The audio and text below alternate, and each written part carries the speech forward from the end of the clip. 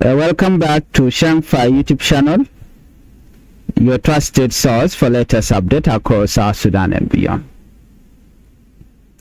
Today we are looking at an important issue involving South Sudan and the disputed region of Abyei. The disagreement between the two countries has become stronger after Sudan announced that the people living in Abyei should not take part in South Sudan general election, which are expected to take place on December 22nd, 2026 this year. This announcement has created many questions. Leaders from South Sudan have rejected Sudan's position. Community leaders in Abyei have also spoken out.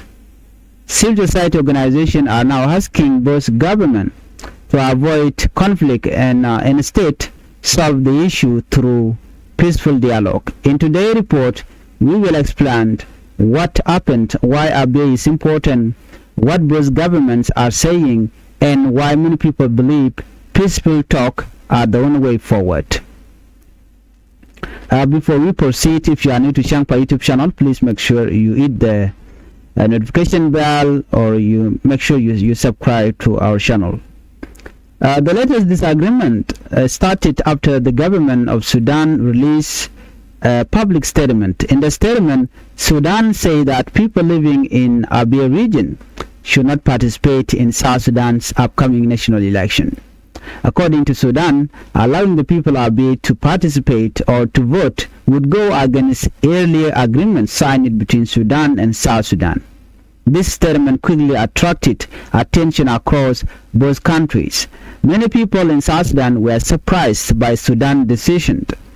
People living in Abyei also reacted immediately. Instead of remaining silent, many residents organized a peaceful public march. During the demonstration, they expressed their disagreement with Sudan's announcement. They say they believe they have the right to participate in South Sudan's election. The demonstration remained peaceful as residents carried their message publicly. They wanted both government and the international community to hear their consent. For many people living in Abyei, voting is not only about choosing leader. It is also connected to identity, citizenship, and their future. Because of this, the issue became very emotional. A few days after Sudan's statement, the government of South Sudan responded. The Ministry of Foreign Affairs rejected Sudan's position.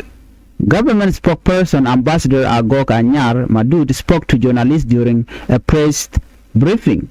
He said South Sudan was surprised that Sudan chose to announce its consent through the media instead of discussing them directly through diplomatic communication. According to the ministry, disagreement between neighboring countries should first be discussed through official government channels. South Sudan believes that this is the proper way to solve disagreement peacefully. The minister explained that public statement can sometimes increase political tension instead of reducing it. For this reason, South Sudan said it would have preferred direct communication before the issue became public. The government also rejected Sudan's legal argument. Officials say the rights of Abyei residents are protected under several legal and constitutional documents. Because of this, South Sudan believes the people of Abyei can legally participate in the country election. So, why is Abyei so important? To understand this disagreement, we need to understand Abyei itself. Abyei is one of the most sensitive regions between Sudan and South Sudan. It lies along the border separating the two countries. For many years, both countries have claimed right over the area. This has made Abyei one of the longest unresolved political issues in the region. The area is home mainly to the Ngok Dinka community. For many years, these communities have lived in Abyei and considered it their ancestral homeland. However, the final political status of Abyei has never been fully settled. When South Sudan became independent in 2011, many border questions remained unanswered. Abyei became one of the biggest unresolved issues. Since then, different peace agreements and negotiations have tried to find a lasting solution. Unfortunately, no final agreement has been reached. As a result, discussion about Abyei continue whenever important political events happen. National elections are one example. Whenever election approach, questions return about who has the legal right to vote and under which country. This is exactly what is happening today. Sudan believe that allowing Abyei resident to vote in South Sudan election is not consistent with previous agreement. South Sudan disagrees. South Sudan say the people of Abyei have constitutional right that allow them to participate. These two different positions have once again placed Abyei at the center of regional politics. Many observers say this disagreement shows that the final status of Abyei is still unresolved. Until both governments reach a permanent agreement, similar disagreement may continue to happen whenever important national decisions are made. Well, while government official exchange statement, civil society leader also joined the discussion. Many organizations say this disagreement should not become another source of conflict. Instead, they encourage both government to return to the negotiating table. Civil society leader believe dialogue remains the safest and most effective way to solve difficult political dispute. They warned that strong public statement alone cannot solve such a complex issue. Instead, they argue that peaceful negotiation can help protect life, improve trust between neighboring countries, and create long-term stability. Many people remember that South Sudan and Sudan have experienced years of conflict in the past. Because of this story, many citizens hope that future disagreement will be solved peacefully rather than through violence. This message has become one of the strongest themes surrounding the current Abyei debate. People want leaders to talk instead of fight. They want discussion instead of confrontation, and above all, they want lasting peace for communities living along the border.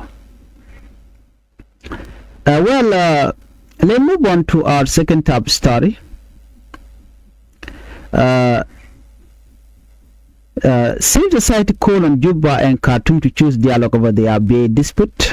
As the discussion over Abyei continue, government officials in South Sudan explain why they believe the people of Abyei have the right to vote in the country election.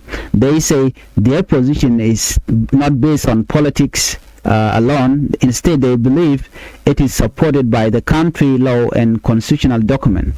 According to South Sudan Minister of Foreign Affairs, several legal document recognize the right of the Ngok Dinka people of Abyei.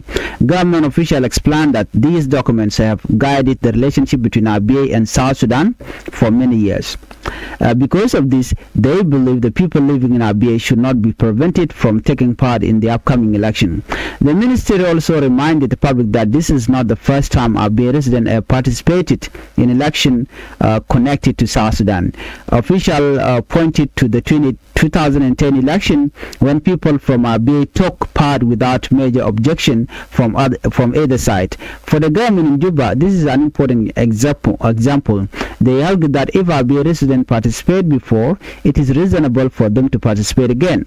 South Sudan also say the country remains committed to finding a peaceful solution to the Abyei question. Government leaders stress that they do not want the dispute to become another source of conflict between the two neighboring countries. Instead, they repeated their support for peaceful negotiation. They also thanked regional and international organizations that continue to help both countries discuss the future of Abyei. According to official mediation by Africans and international partners remain important because the issue has existed for many years without final settlement.